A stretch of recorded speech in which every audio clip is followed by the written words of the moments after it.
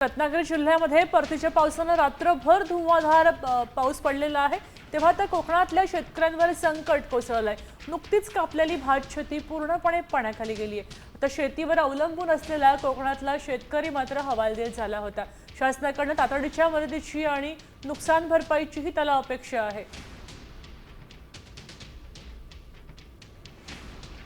दरम्यान शेतकऱ्याच्या या बांधावरच आढावा घेतलाय प्रतिनिधी अमोल कलई यांनी। सध्या कोकणामध्ये परतीचा पाऊस आहे आणि रात्रभर परतीचा पाऊस हा रत्नागिरी जिल्ह्यामध्ये पडत होता आणि या पावसामुळे इथल्या शेतकऱ्यांचं मोठं नुकसान झाल्याचं चित्र सध्या पाहायला मिळते।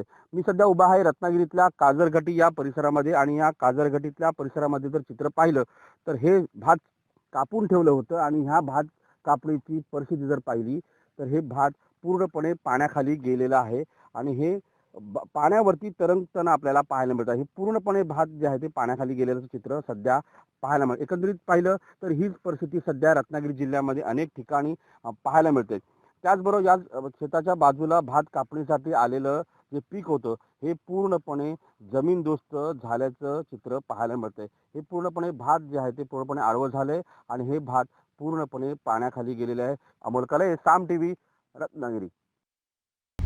आता isakal.com आहे देशातील नंबर 1 ची मराठी न्यूज वेबसाईट। प्रत्येक अपडेटसाठी isakal.com ला नक्की भेट द्या।